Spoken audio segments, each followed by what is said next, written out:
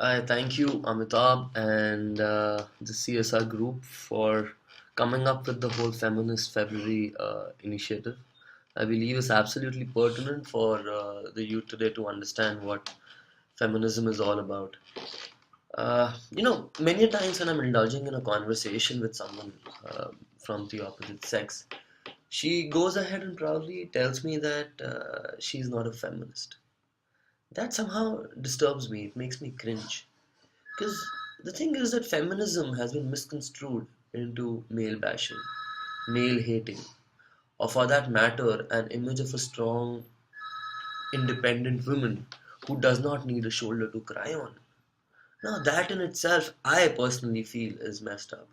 Because doesn't every human being have the right to be emotional, vulnerable, soft, or feel loved? So, what is feminism? Well, feminism for me is something very simple. I don't use long phrases for it. For me, feminism is nothing but the theory of equal opportunity for humans, regardless of their gender.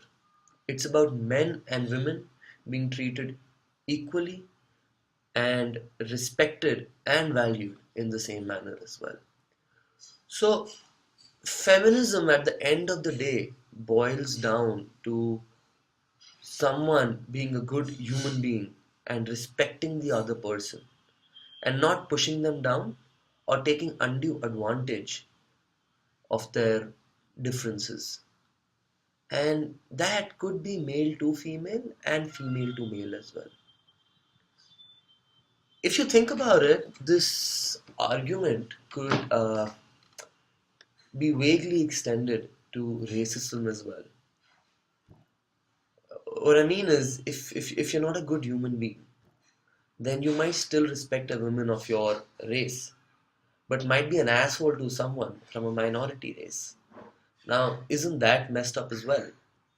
So, at the end of the day, it's all about zooming out and asking yourself one simple, pertinent question, which is this action that I am taking something that a good hearted, rational human being would take? Because isn't all of this ultimately being done in order to live in a better society? So the next out of the three questions, this next question posed to me was, what is the government's attitude towards feminism per se? I've worked with the government for over 2 years now, and sadly, I must say the government isn't doing much about it. Male chauvinism is ingrained in not just our culture, but in our schools and offices as well, as everyone knows. While there are signs of women leaders in the government, they are too few in number. And sadly, slightly surprisingly as well, they are not talking much about equal opportunity for women.